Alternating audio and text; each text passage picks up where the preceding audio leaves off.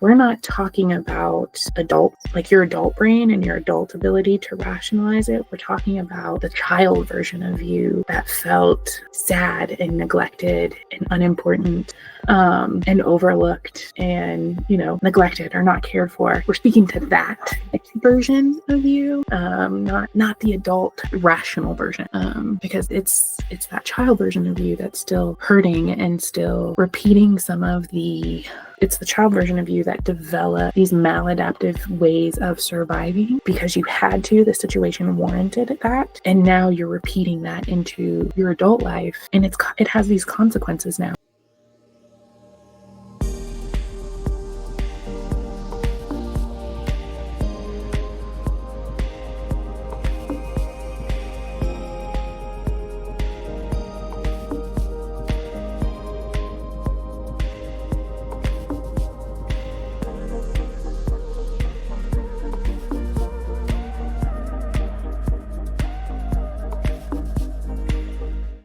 Hello again, beacons of light and soul brothers and soul sisters. Thank you for joining us here this weekend, another weekend, and Happy New Year again. And we have here Alisha Hendrix, and I am Tori Toriyama, and you are here on this podcast of Narissa and Beacons Field.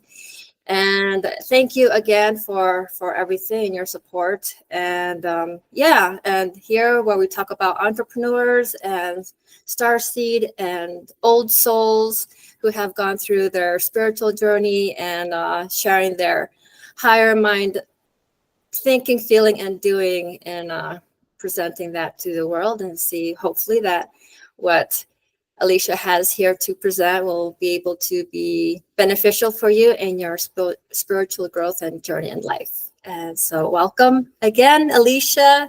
Thank you for joining me here. And you are in Kentucky.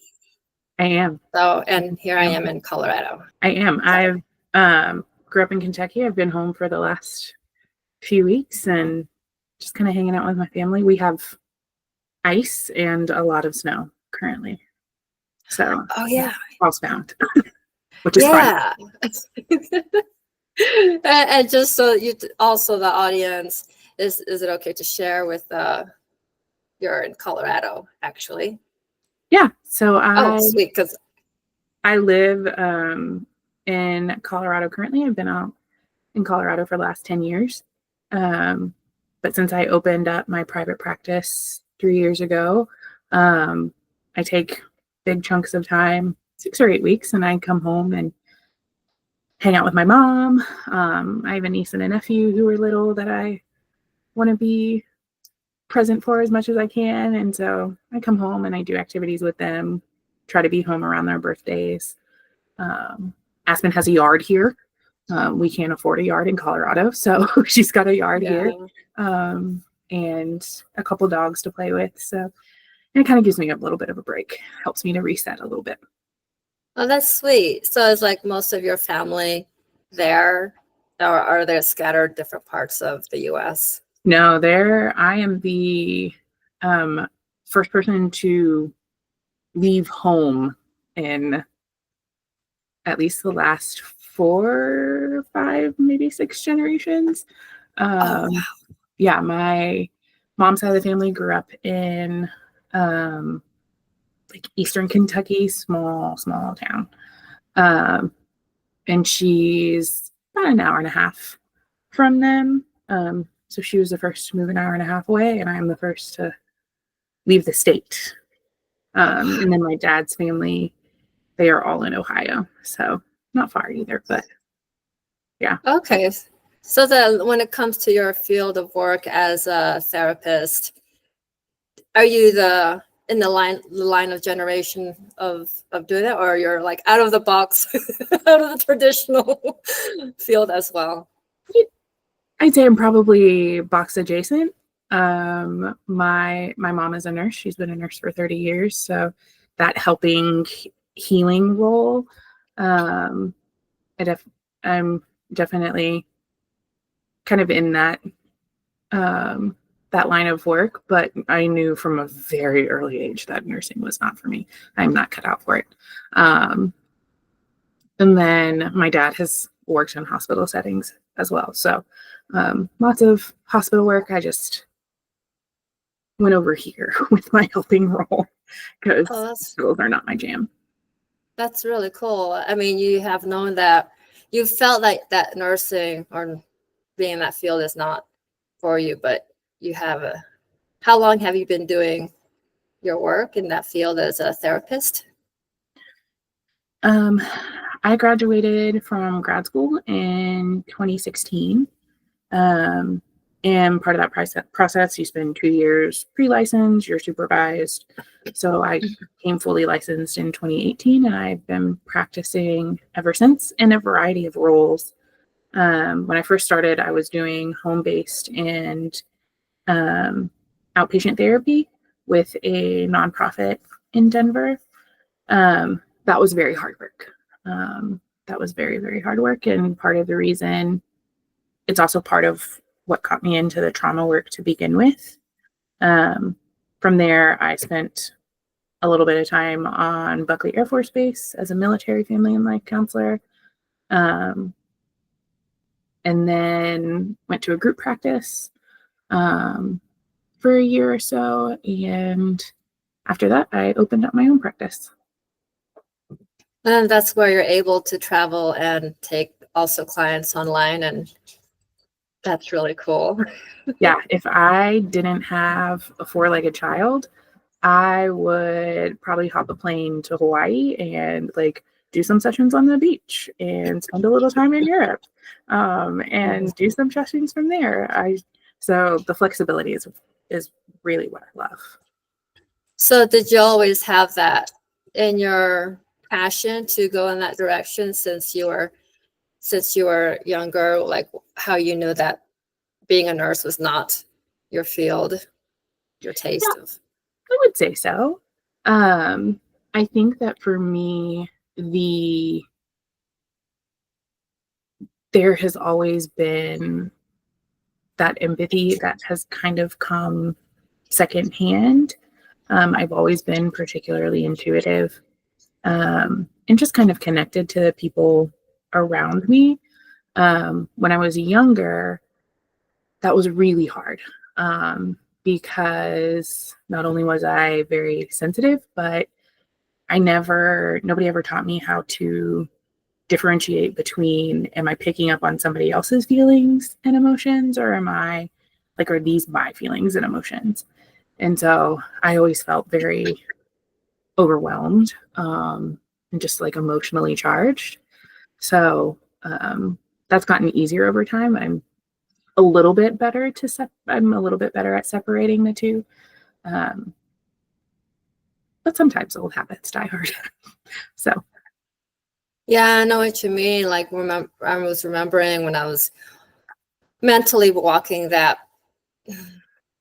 the memories of my childhood and the emotions that I had felt where I was like suicidally depressed mhm, for like when I was 7 to 14 and didn't realize all the emotions that I was picking up was not just myself in the moving from the Philippines to the US and having this like melting pot experience, and just the culture aspect of it was completely different. And so, you feel alienated, and the emotions that I was feeling it was more also of like society, of like all the things that was happening in politics, or just the world mhm, itself.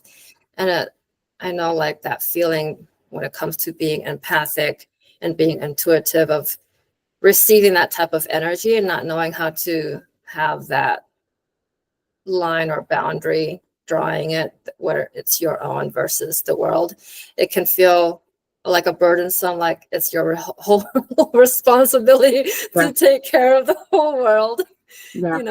It's like, Well, and it's hard um, too. I think with the empathy comes just a general misunderstanding of your own emotional depth, but also in a um,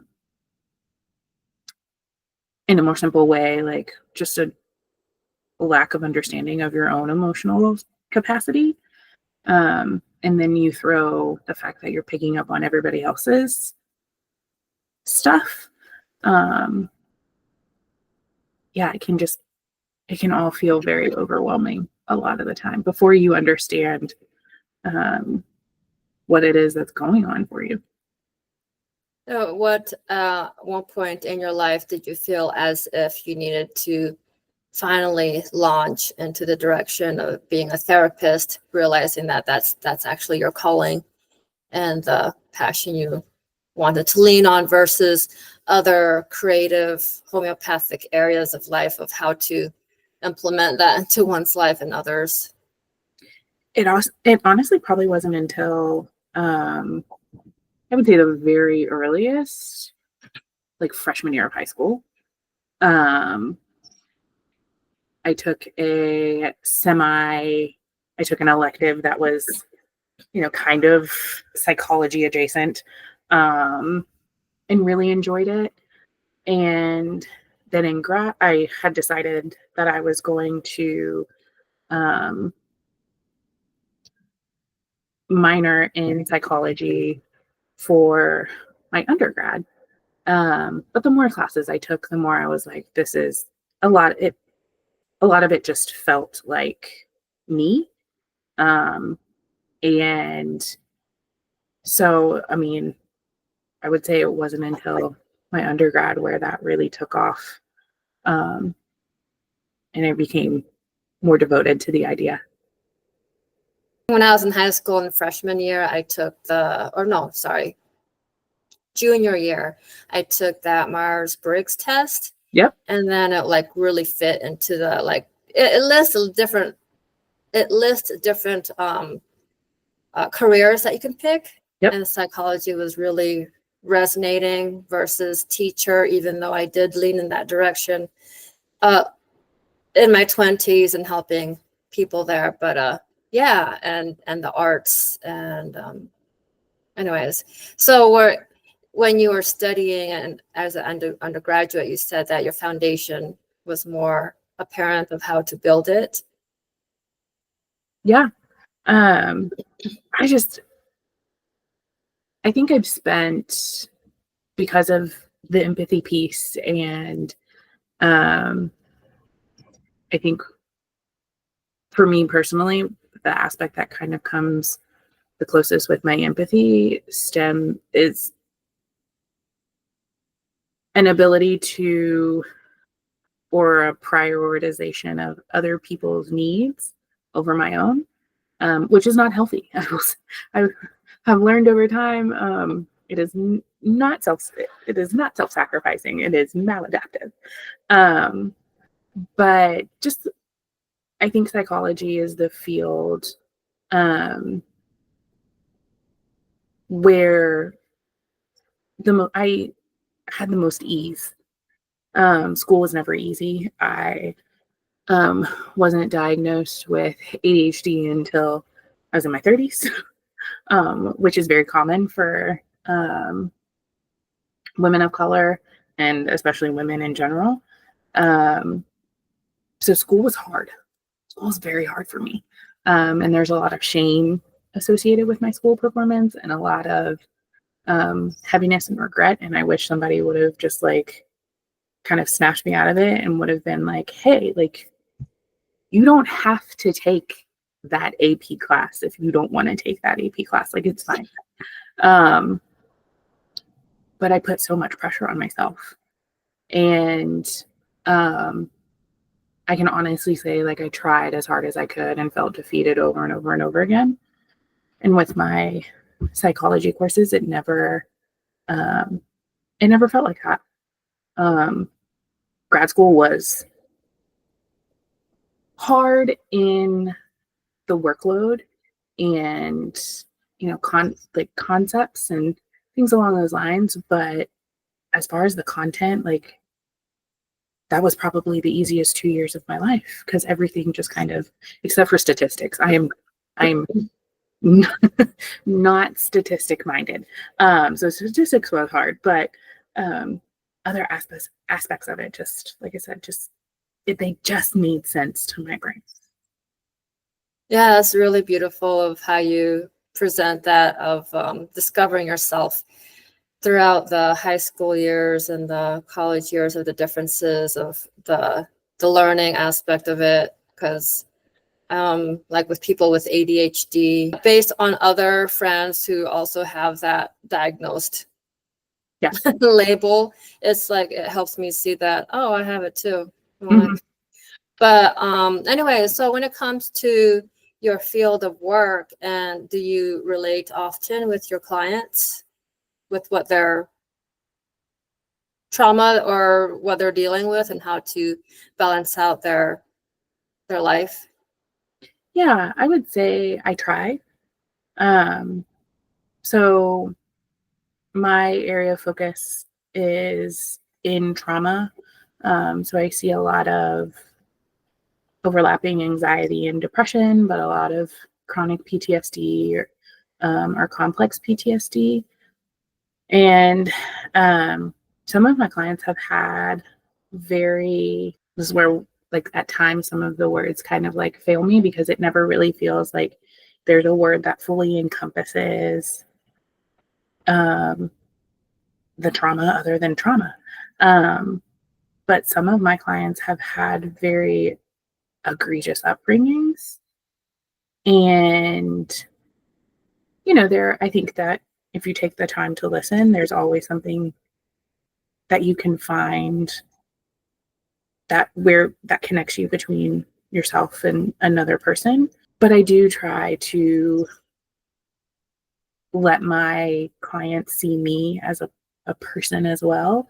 That's something that's very important to me in my practice, and can be different from some therapists. Some therapists prefer to, and some clients prefer to have a therapist whom they know nothing about. They just want you to listen and help them work through whatever it is that they're wanting to work through. Um, and I try to be transparent with my clients when necessary and when appropriate, when it serves that clinical space. Yeah, I think for me, a big part of why this work is so important to me is because I spent a lot of time growing up as I was dealing, you know, teenage size crises after teenage size crises.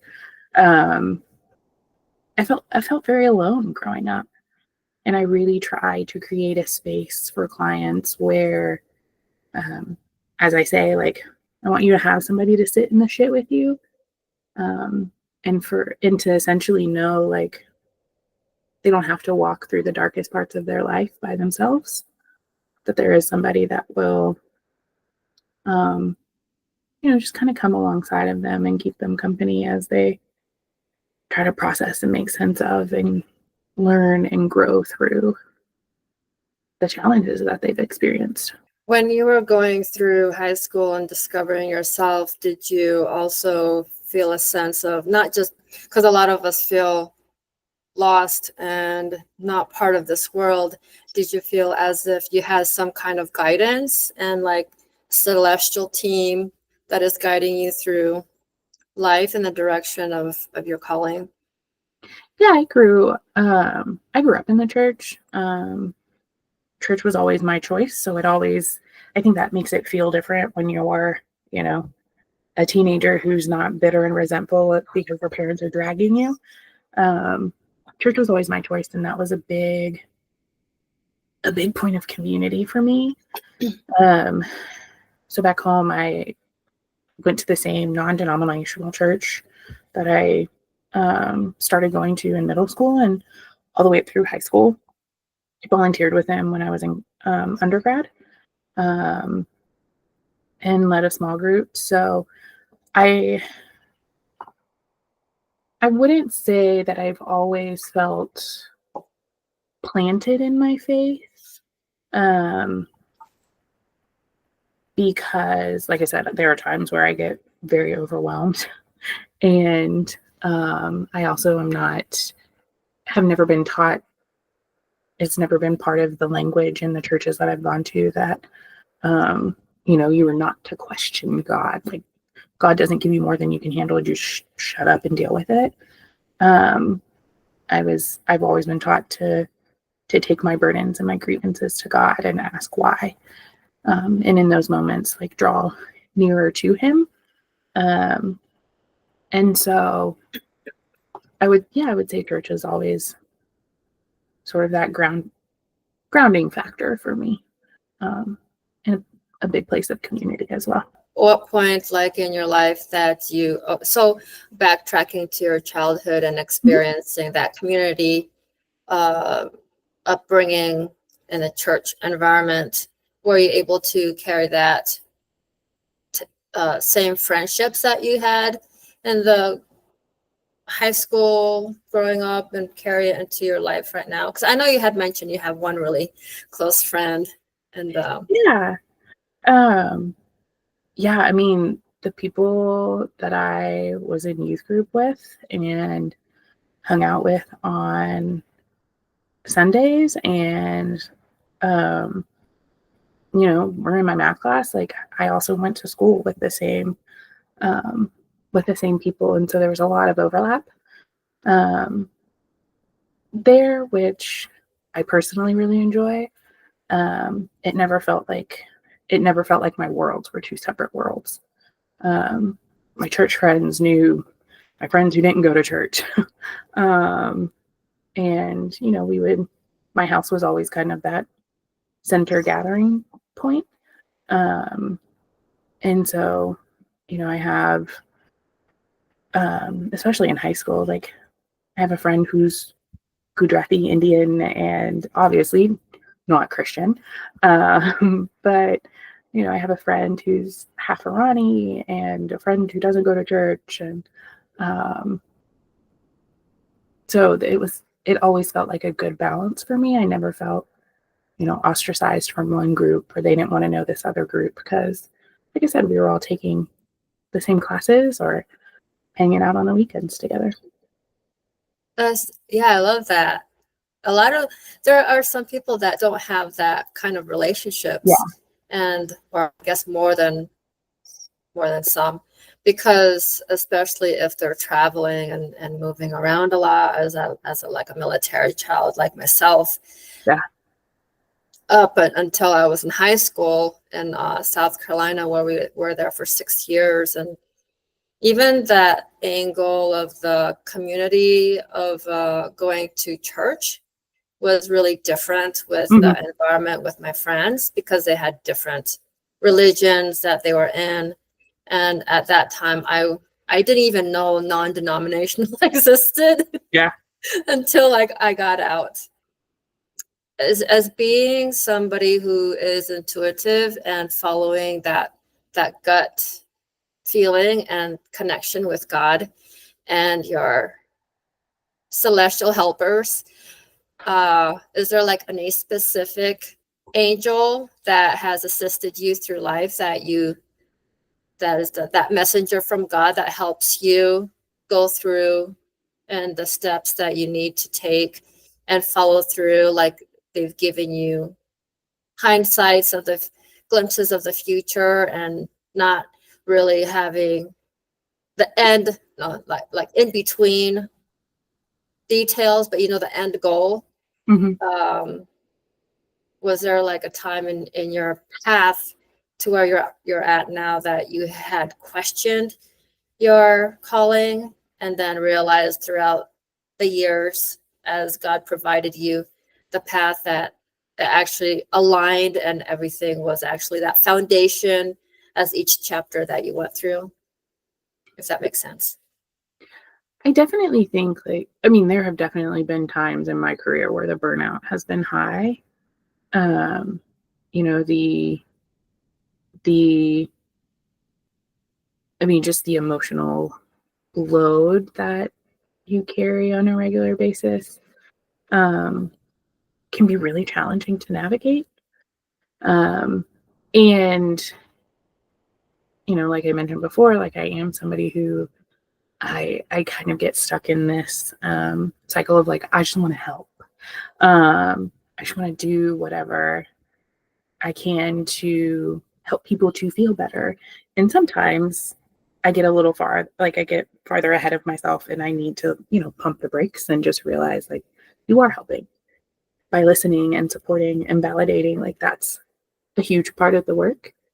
So while the burnout has been high, I wouldn't say that I've ever doubted my role. Like I said, the field just makes sense to me. And I really enjoy the work, and I really enjoy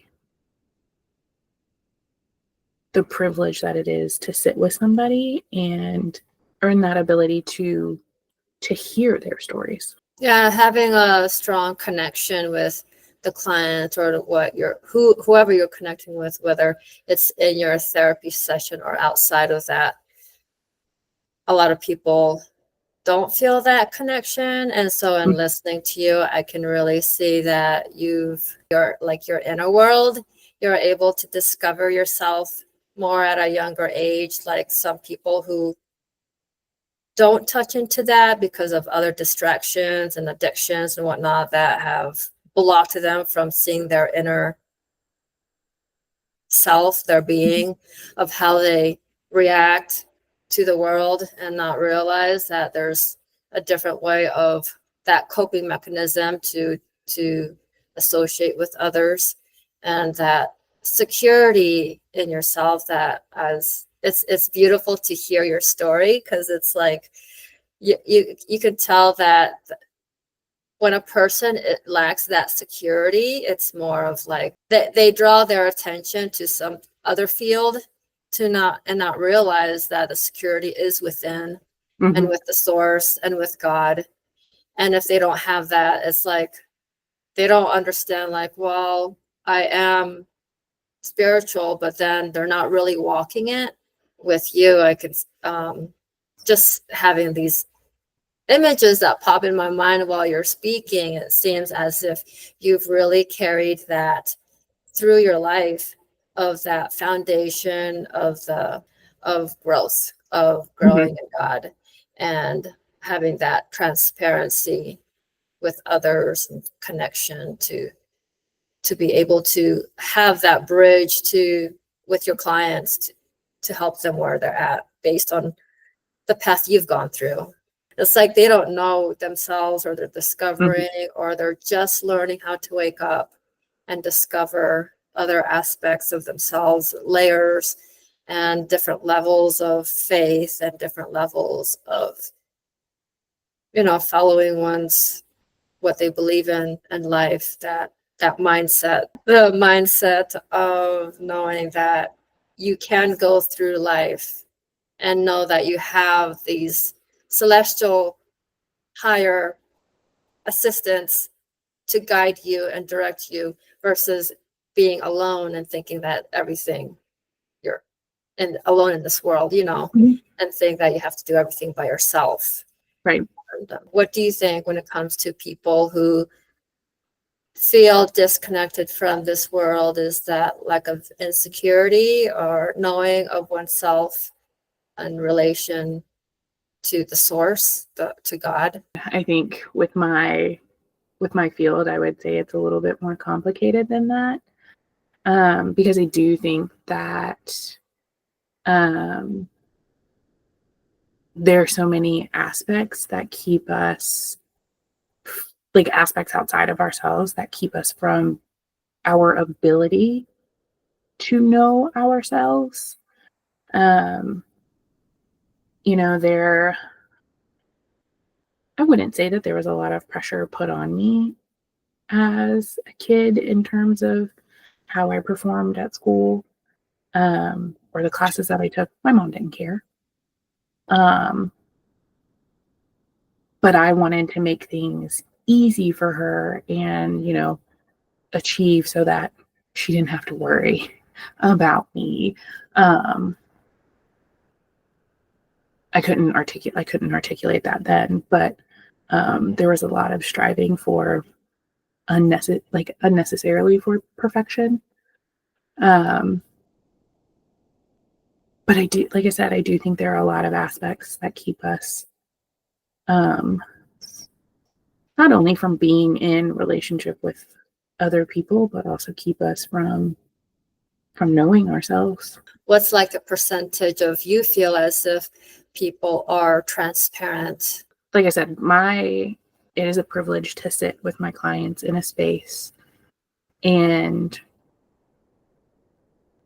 earn that ability to hear some of their more challenging events or situations in their life. And I think similarly in like a day-to-day circumstance, I think we as a generation have kind of lost sight of the fact that like transparency is earned. Now everything's on social media, and people are presenting versions of themselves that probably aren't congruent with their life, and for whatever reason, whether or not you want to be Instagram famous or you want to get sponsored or whatever. I think there are so many ways in which we as a society and a culture have lost sight of the art of getting to know yourself and understanding how complex we are as human beings. Yeah, I realized that I do have to connect with different people in order to be open and understand where they're at in their energy, and if they're presenting themselves as being a genuine person or if their motives are unclean. It's like, you just end up drawing that boundary. And so it's like when it comes to social media aspect of all these platforms that people are drawn to, and already having that guard and having that mask from presenting who their real self is, their core, and seeing that what they're presenting on screen is different from how they're actually living their life. And then like I've seen content creators that say and respond to their audience or their subscribers and say, that's not me. Just so you know, I'm doing it for marketing. I'm doing it to draw the audience, to build what kind of following. And I was thinking, yeah, I saw that. But then at the same time, it's like, isn't that draining? Isn't that like, I would think so, And then eventually later on in their content creation, I can see that they somewhat burnt out in creating a different angle of themselves. Yeah. And yeah, it's and then this generation of generation AI, that's what I think they call it, is because of all the Really? isn't that crazy? Like I was what's that? That is bizarre. I know, it's like there's like the generation X, and there's the so the next one is in a generation Z. It's like, what's the next generation? And just like last week, I saw an article, or I was just looking at different parts of politics and news and science field of what that's discovered, and so this one popped up of the next generation AI. And so I looked into it, is because there's all this AI tools, softwares that's coming out. Yeah. And we have this, like, the generation of technology. It's like that generation some of them I've heard that don't know how to do cursive. You're right. It's just more on the technical part of whatever you say it, it's created. And so it's with that angle, like you can tell the mentality part of it, or the consciousness of one's IQ is decreased in such a level that they're not even functioning. It helps someone gives you an idea how that also deprives the soul from growing, because we're already there in that society of touching into the soul aspect of growth, personal growth. And so the generation AI makes me wonder, how is it going to impact them in a long term of depending on that type of tool in life, versus like what will happen if technology is just like shut down, and we're going to have to go back to ground zero and base one, and it's like the basics of life, and not a lot of people know how to communicate because they're just texting.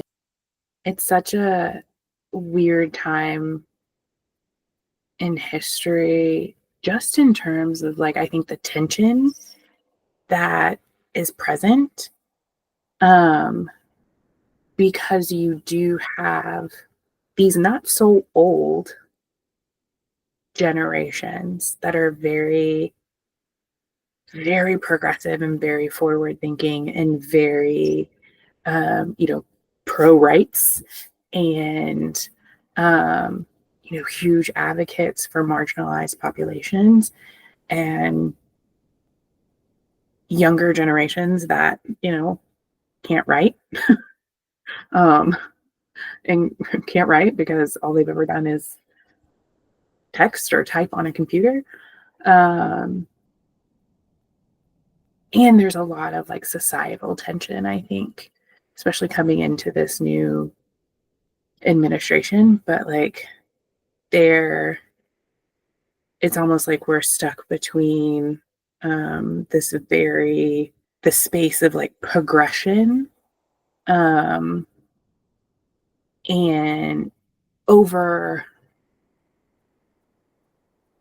shit that people thought that we had resolved decades ago,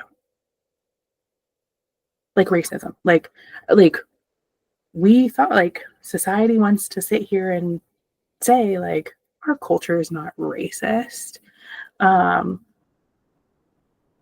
and here we are sitting in, 2025 now. I'm going to have to get used to saying that, but here we are sitting in 2025, and the threat of basic human rights is like almost on the cusp of erupting, um, in various for various marginalized populations. So there's such a tension there, um, and I don't think our society recognizes how traumatized we become by that tension, because we're all just waiting for the other shoe to drop. I think if anyone argues, if if anybody, is like, I'm not impacted by the news or, social media, I would I would challenge them to take even a weekend away from it and see how they feel over that weekend versus how they feel when they are watching it. Um, I have there have been numerous clients that I've worked with who have admitted like pretty noticeable shifts in their anxiety just by, you know, reducing the amount of hours that they have the news on in the background. While knowledge is power, it's also, I think, a big hindrance for us because it's constantly leaving us in a position where we feel helpless to make any changes. Society as a whole doesn't see that we're still in this growing phase of this evolving as a human race, and we're still primitive in so many ways because we're so attached to this materialism of technology, or like the fire in California, how people are mourning their homes, or when it comes to just dramatic earth changes, there's that emotional drive to want to save one's materials versus saving their soul from how can you really declutter your surroundings and know that you really don't need all that. All you need is a roof on your head and food to eat and survive in a way to where you have community. Yeah. Because we're all social beings. And so, and the technology aspect of it too, that imbalance of not having the balance to grow and personal growth. I was sharing with one guest speaker in that angle of one's always chasing the money and always educating oneself in that field of their passion. But it's not really their passion because they're chasing the money. They're just going in that direction where the money is, and versus really seeing what their passion is, their abilities and talents in life and whatnot. It's like drawing that line of thinking that you can go in this direction because society is following that versus in this angle where it's more organic and natural for the soul to align to one's environment versus like anything in life, there's a balance. And with the technology, it deprives the soul from growing. And so, but then there's also that angle if a soul focused too much on the spiritual aspect of it, they're deprived from society's ways of connections as well. And anyways, like it's a hard balance. What's that? It's a hard balance to sort of strike and achieve. And I would agree that I do think it's ego that, society is like, we have advanced in so many ways, which I don't disagree with, but I also wouldn't say that we've advanced in the ways that are necessary for understanding personal growth and connection. And in your field of work, do you bring in like other higher consciousness for the client to become more aware of? I mean, I know you touch and connect with them with where they're at, but you also bring in other aspects of the world where they could be more aware and open up themselves to that area. I would say that that's something that I'm a little bit more conscientious of. I am very skeptical around the language that I use because I don't want there to be a potential rupture in the therapeutic relationship because I've mentioned God. Like, I think a lot of society has some a lot of very significant religious trauma. And, I don't want people thinking that because I go to a non-denominational church and identify as Christian that I think women shouldn't have the right to choose, or people in the LGBTQ community are going to hell, because I don't think any of those things. And I also don't think it's any of my damn business. I don't get to choose how other people live their life. And, as long as we're not hurting one another, like it's none of my damn business. And so I do speak in more like general terms as far as like the universe or Buddha or Allah or God or, whoever, whatever people choose to align with. Because I think at the end of the day, it's just different names for the same entity. I was thinking when you said that you're careful with the terminologies that you use, or just the words, it's more an angle of general Mhm.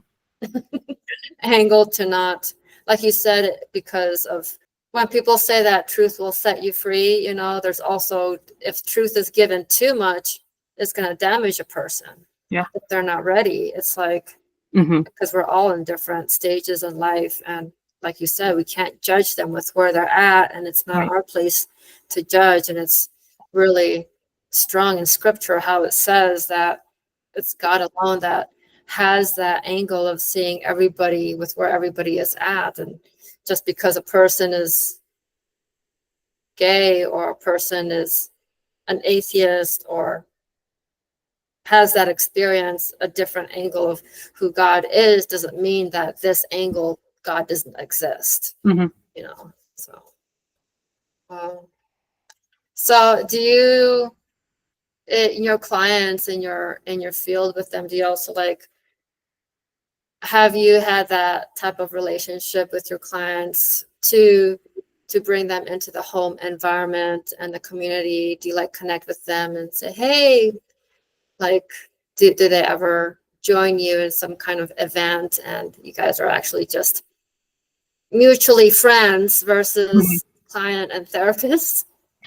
No, we actually have we actually have some pretty um Guidelines of following. yeah, pretty strict ethical standard like guidelines around that. Um which is a shame because like I think about one client and she has just such a hard time connecting with other people, and she doesn't recognize like how wonderful of a person she is, and she's been taken for granted and in some friendships before.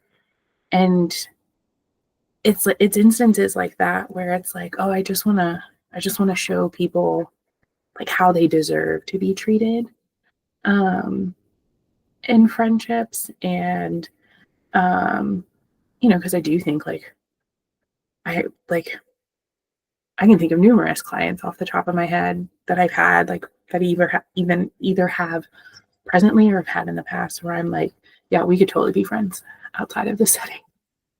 I have one client with the cutest babies that I just want to be like, you and your husband go on a date. Like, I just want to snuggle your kids. Um, but that would be frowned upon by the clinical community. We do have to exercise some discretion, like pretty significant discretion there, which is fair. I think that it's for not just the protection of clients because, HIPAA. If I were to, be in the same restaurant as a client, I would never approach them because that is a potential violation of um, their right to confidentiality. Um, but I've also walked into a store, had a client who was working in that store. He was a teenager at the time, came right up to me, hugged my mom, and we chatted for a minute. But he broke his HIPAA. I did not break HIPAA. And that is allowed. But yeah, it's also, it is for the benefit of not just the client, but also us as clinicians too. I just remembered about that, the ethics background of it is like Mm-hmm. so cut Mm-hmm. white and black. And I was thinking, as I dived deeper into psychology and wanting to go into experimental psychology or the clinical part of Yeah. therapy, I was thinking, and then the angles of different traumas that people Mm-hmm. had to go through, and then the dynamics of personality, and especially like, with the husband with his bipolar and Mm-hmm. seizures and memory loss and whatnot, and the growing process and that angle of that relationship is still growing, even though we had like known each other about us from God before we met. And so it's like having to understand how to work with that as personalities, and Mm-hmm. then bringing that into the field as a psychologist. I was like, I don't know if I can really handle all that burden. And then, as others who are in that field, they're having to work with others who are above them or higher, where they can turn to their elder and ask for guidance and whatnot to balance out, so they're not burnt out. And that's definitely like one of the reasons why I don't want to go in that area of have legal aspect of it, because having the relationships with the clients or people that I connect with I like to treat others like family, and a lot of people are stuck in this narrow-minded letter of the law versus the spirit of the law of having to really transition to that level of that type of community, family, environment connection.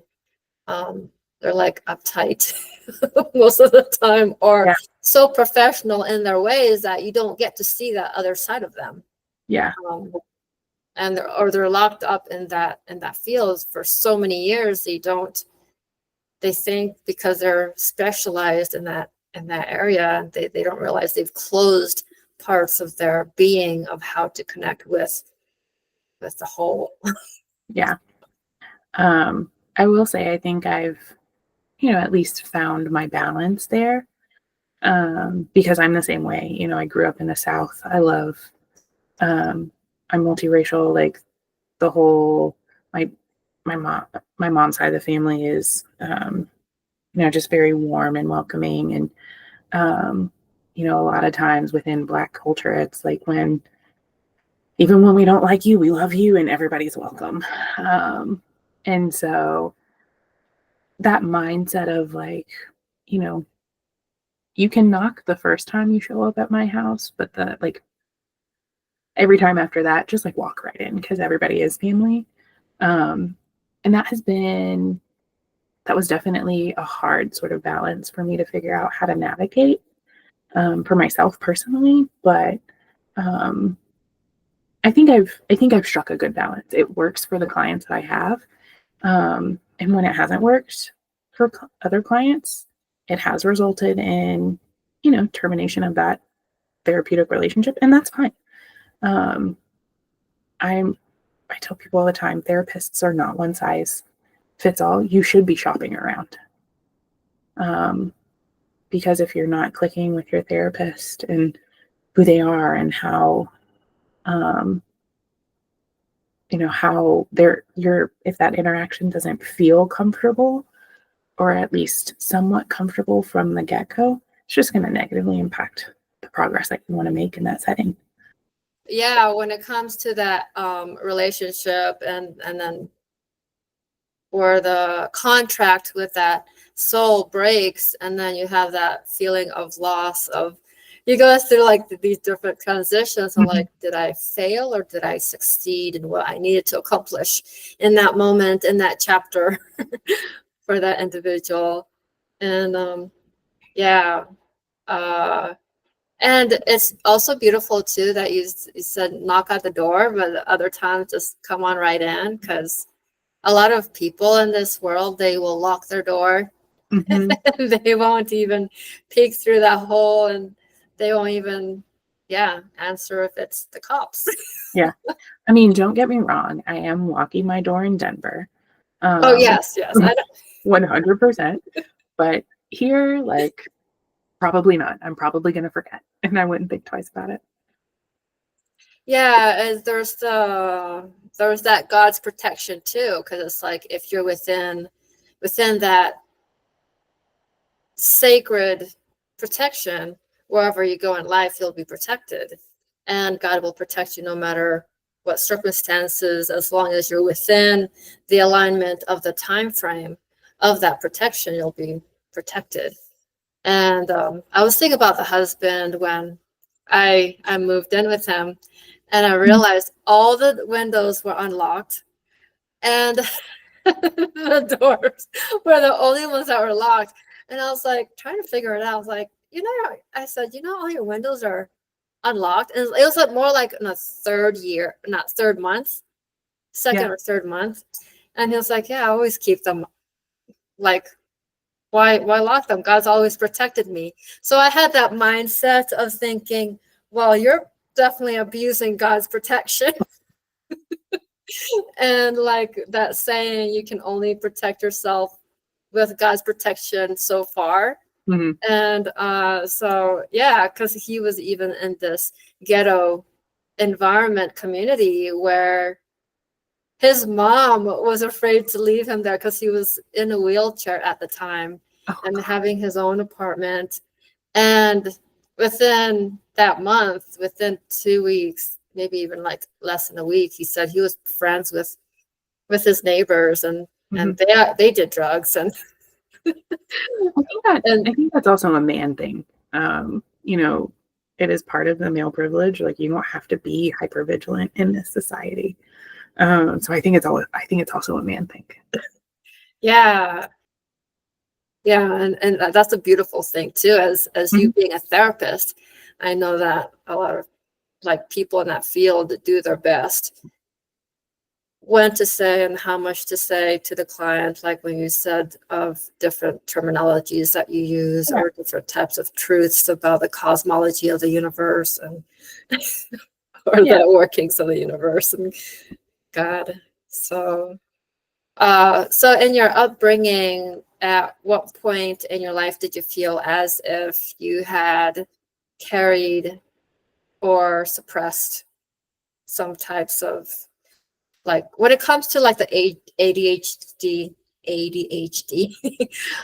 label and other types like PTSD, do you see that it correlates to one's upbringing, background, environment, or I know because there's complexities of multidimensional reasons of the soul, because if you believe in past lives, I wasn't sure if you did, like that soul will carry that into their present life and not realize until they get into like this hypnotism stage of being hypnotized and all that just like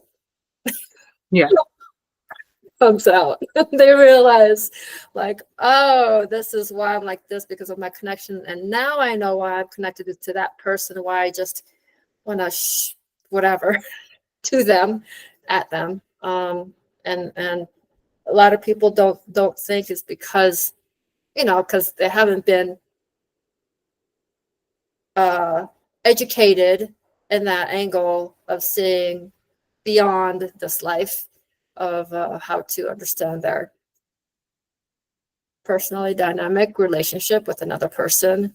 They think it's just that moment, when really if the person steps back, it's like it's really nothing. It's so like trite, small in comparison to one who didn't have that relationship in another past life. I would say I probably practice like a version of that. Maybe not thinking more along the lines of like past lives. But that is similar to how, or reminiscent of to how I describe trauma to people. Because you have concepts. Trauma isn't just, a lot of times people will only describe or count traumatic events as those things that we would, as counselors, we label as big T traumas. So like your assaults, your physical abuse, you know, growing up with parents who like struggled with addiction, things like that. But how I try to reframe that for my clients is along the lines of it's all trauma.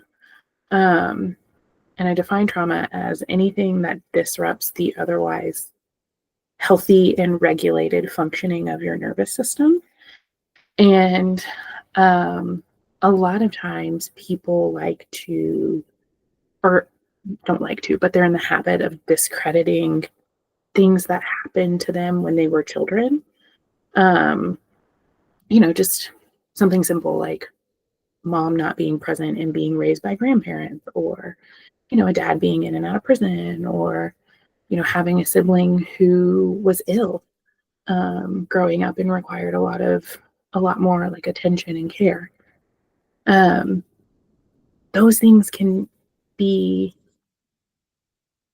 traumatic to, the child versions of ourselves.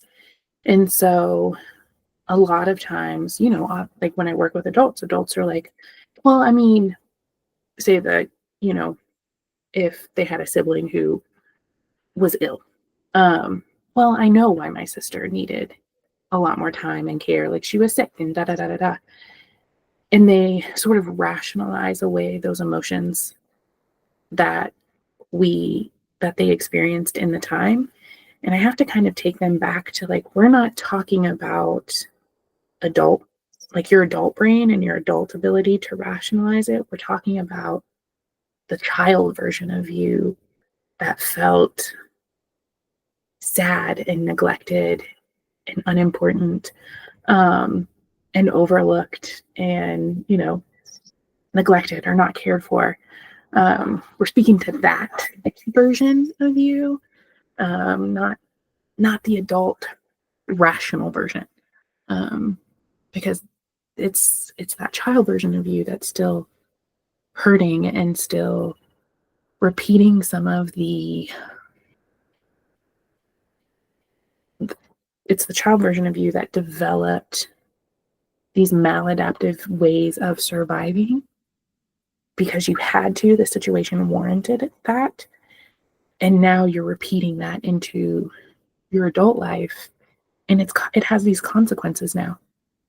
And so we have to learn how to evolve from these maladaptive behaviors that served as a way to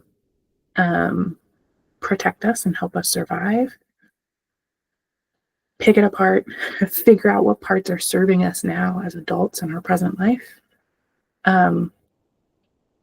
process the parts that, find the compassion for ourselves and process the parts that no longer need those maladaptive behaviors, and throw out the stuff that we're not using anymore, that isn't serving us. So I would say that that's kind of my version of what you mentioned as far as looking at past lives, just looking at different time frames in people's lives and helping them to understand that it's all relevant.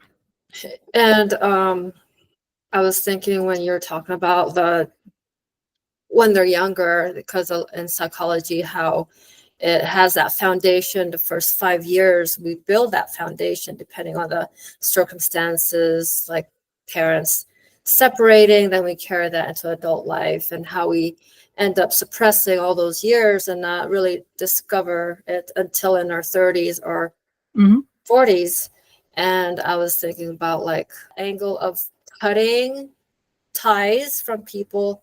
Yeah. It may seem beneficial in the moment as they're adults, but you can tell it impacts of how they have carried their coping mechanisms of how to deal with the moment in the current stage in life, and versus just really opening up and having that real healing to have that transformation. And it just keeps that person,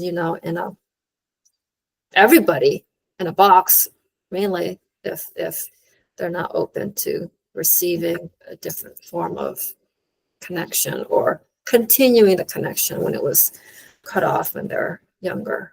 Yeah. That's what I was thinking when you were talking. But have you ever thought about like writing a book and just mentioning different parts of the discoveries with clients and share that part of your process and help others who aren't able to have the, say, income or means to connect with you as their client, but they admire your work? And have you ever like thought about presenting your work and your truth out there to the world by writing a book or having a website and having a blogging platform to share your I don't even have a website. I don't know what I would write a book about. there's still a very large part of me that struggles with the confidence aspect, in relation to like my abilities. And there's a lot of social comparison along the lines of like, well, I haven't done within my like, 10 plus years of doing this work. I haven't published any articles. I haven't done any extensive research. I haven't added any additional letters after my name, so on and so forth. So there is still those pieces of, You're still milking the that doubt that pops up. And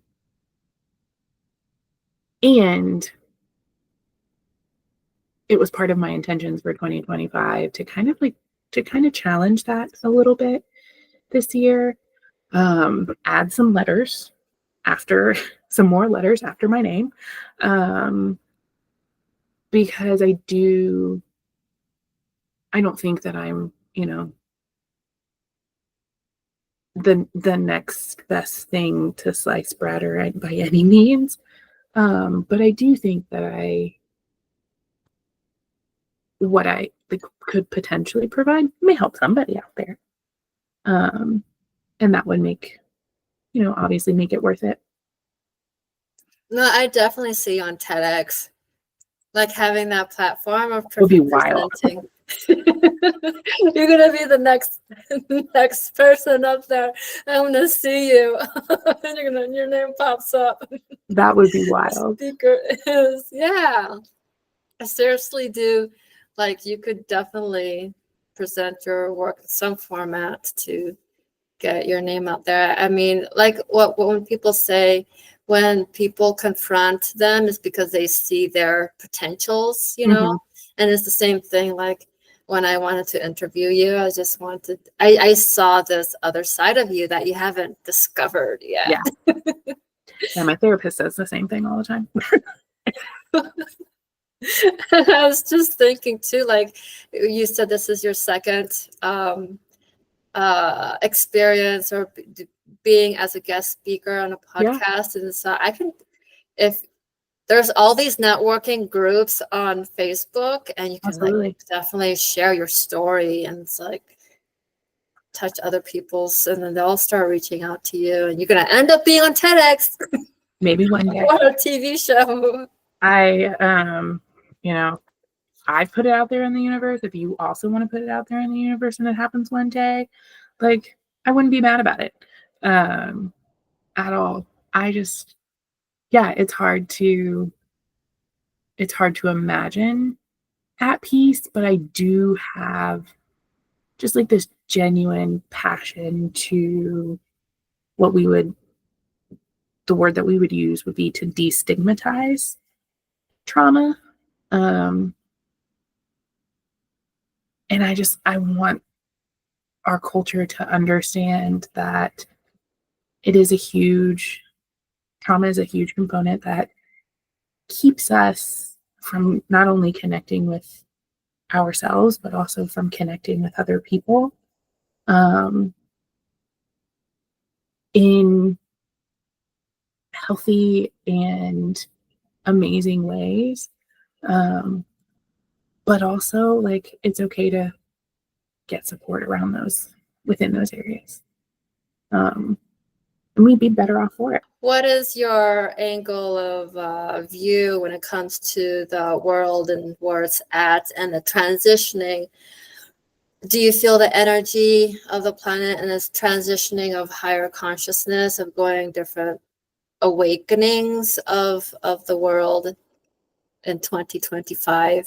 Because I know, like, you have like your goals for what you want to accomplish for this year, and I know a lot of people do, and it's really exciting, and the time frame that we're living in. And so how do you see the world when it comes to that, reaching that level of another consciousness and our growth as a whole on the planet, and how you partake in it as a therapist and as a daughter and Yeah. friends of community. I mean, I have a lot of anxiety about 2025. Um, I there's a lot about the upcoming administration that undermines not just how That what? I'm sorry. that there's a lot about the upcoming administration that really undermines not just the work that I do and that I'm passionate about, but also threatens like my way of existing in this world and the ways that I take up space. Um, and so I do have a lot of just general anxiety, and I have a lot of clients I'm also supporting through similar anxieties, and um, so I'm trying to stay focused on the aspects that I do have control over, um, and also recognize um, that some of that may not look like exactly the timeline that I have in my mind. Um, you know, I want to go back to school at some point. Um, and if we get rid of the Department of Education, what does that look like? Um, and I have, colleagues and friends who have a background in social work, and they have taken extra precautions to preserve their anonymity from the government because there's a threat there too. And so, um, for 2025, like I said, I'm trying to stay focused on the things that I can stay focused on, and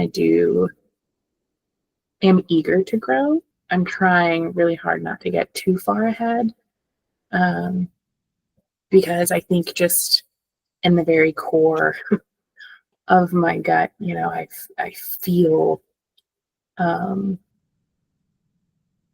just the trauma that's going to come down the pipeline in crazy sporadic bursts. Um, and I have to be in a position where I can not only hold myself together, but also support people through that. I'm not sure if that fully answers your question. Um, but that's just, yeah, kind of where I'm at on this Yeah, day. it helped. It helped answer because you're aiming at more in the direction of what you can control and what you can handle, and there's that outside of anxiety part that a lot of people are anxious about this year. They have that fear based of wondering what will happen because of those who are studying deep into revelations of their aspect of the end of days, but we've been in the end of days based on the university where I was at for 14 years in that organization that was also a religious order community eco village. But yeah, I had learned that the end of days started more around 18th century or even earlier. Yeah. And we're still, and that the seals have slowly been opened. And when I was there, the pastor had mentioned the sixth seal had been opened. And then there's the when it comes to revelations and when it comes to prophecies and information that we receive, the timeline down here is different than up there. So it's good to have that continued communion with God to see where we're at. It's more of the warning signs and preparation just in case of that happening of the second coming happening tomorrow. And the immediacy, is that what it's called? The immediacy of receiving and thinking, that urgency of feeling like, you got to do something right now. Yeah. You got to, it impacts a person's life. And then this whole year and the new year of course, it's a new year where you can breathe. But at the same time, I'm wondering, like, what's going to come at me, or what's going to, but it's that angle also of having the balance of how to cope with what's around us based on our relationship with the source and God. And do you see, like, when it comes to when a person goes into their passion in life and their field of calling and mission, whatever they go into is more therapeutic? Like one person was telling me when I was mentioning that the platform of connecting with other entrepreneurs and awakening of one's soul, that they're there and to help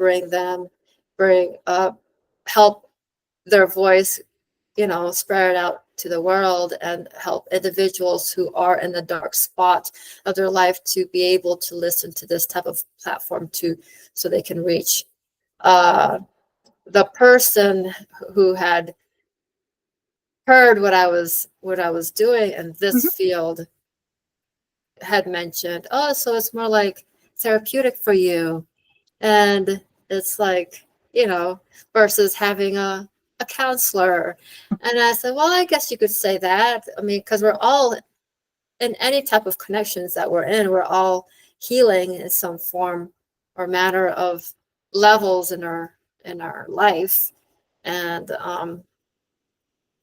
yeah, so, like, do you see yourself as a therapist that you see yourself healing along with the client and help you discover things in your chapters in your life when you touch those chapters in a client's life and relate? Yeah, I think there's some healing. I think that's a good word, but I also think that there's a lot of accountability for me personally. I can be, very hard on myself, and so just being in a space where I'm, consistently trying to support clients and their ability to find grace for themselves, I can't, turn around and, like, beat myself up for missing an appointment or being late or, um, not being able to pay a bill on time, um, things along those lines. So I say it all the time, my clients are my greatest um, sources of accountability because I I'm not aiming to be a hypocrite. I do want to quote unquote practice what I preach, and be somebody who lives the way they encourage others um, to live their lives as well. I was thinking about when the accountability part, and just having, like, just key terms, key points of throughout this interview of that really stood out is that vulnerability and the transparency and the accountability, just, yeah, connection, relationships as a whole. Yeah. That's why I'm just yeah, glad that we were able to connect as not just neighbors, as business partners now, because I'm gonna, whatever clients I'll have in the future, I'll direct them to you if they need assistance. And yeah, I want to keep interviewing you, asking you about time. I just remembered was an hour ahead or 2 hours ahead. Oh, 2 hours. Okay. Yeah, we're Eastern. Yeah, so let's, like, close it because I don't want to, like, hold you up on your rest and We can do a work. part 2 if we need to.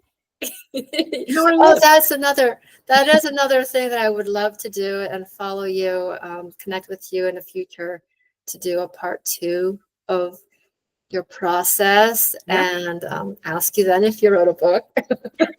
Ask then and say like, hey, I saw you on TEDx. Let's talk about that. Or a channel. About that book. So yeah, thank you so much, Alisha, Yeah, thanks for for having me. and sharing your background and your experience and the reasons of you following your passion in life and work, and continue to really impact the world and your clients and having that connection. Thank you. Was there any kind of advice or feedback that you want to give to the audience to take away from, and hopefully that they can, I'm sure they've gotten a lot of, gems from this interview and being able to pass it on to their family and friends, but any like touching points of Yeah, I certainly hope so. I would say the biggest thing is, um, I think if you can find the right therapist, regardless of where you're at in your life, you can get something out of the process. And I would just really encourage people to not be afraid to do the work, um, because doing the work will serve you. Um, so I think that's a big thing. And remember, therapists are not one size fits all. Always do a consultation. Always shop around, and just see who fits. Um, with you. It's not the other way around. Obviously I want to make sure that I can serve my client as far as what it is that they're seeking services for.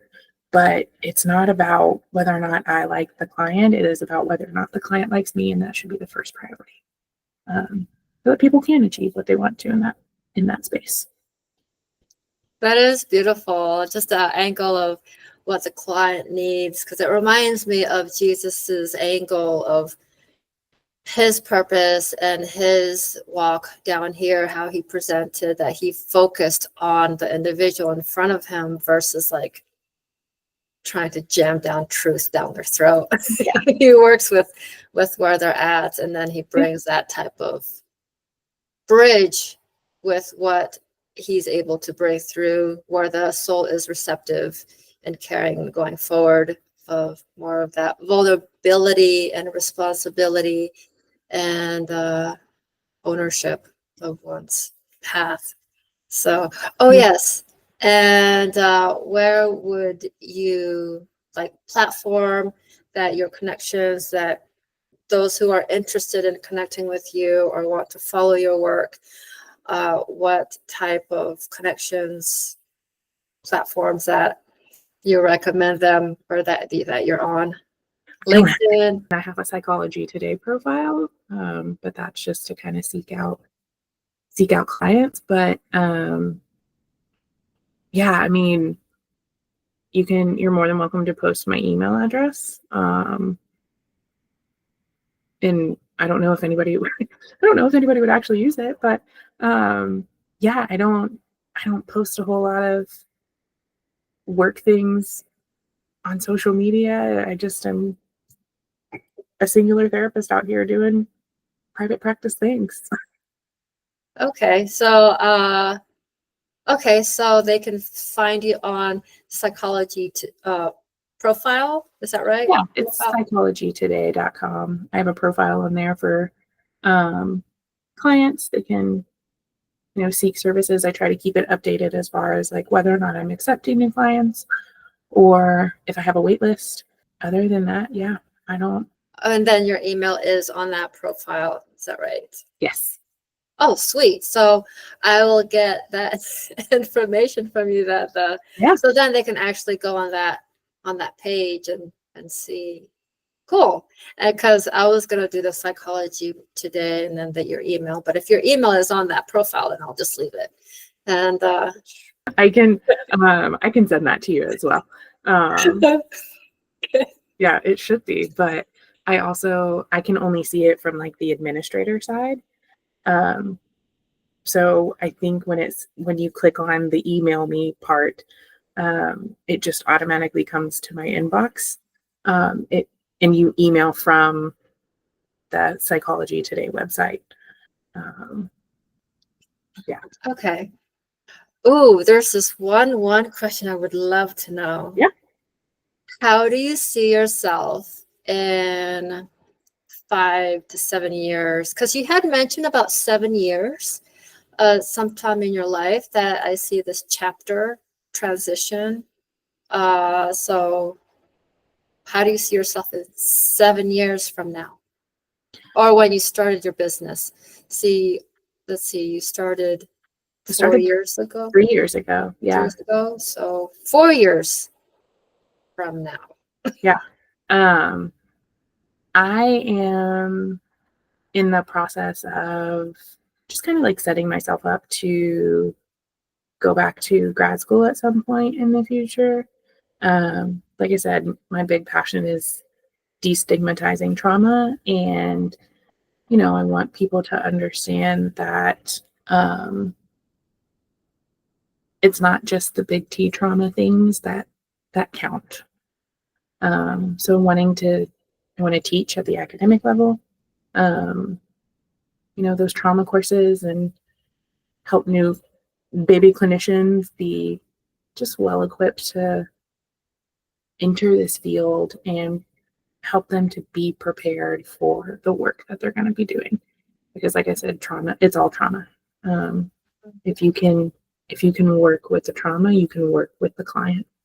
And so, yeah, I think that's a big piece. So maybe teaching, maybe, just starting grad school again, which blows my mind, but is also very exciting. Oh, sweet. Then that'll be a good reason to ask you if you've been on TEDx Yeah. or wrote a book. We'll see. Okay. It was beautiful overall with that interview and listening to you and getting to know you as a neighbor and what you do in your field of work and your background. And thank you for those audience, viewers, listeners that were able to make it this far in this interview. And here where we talk about entrepreneurs and starseed and old souls and their spiritual journey and bring that higher consciousness to the planet. Thank you again, and see you in a couple weeks. And again, Happy New Year, and good night.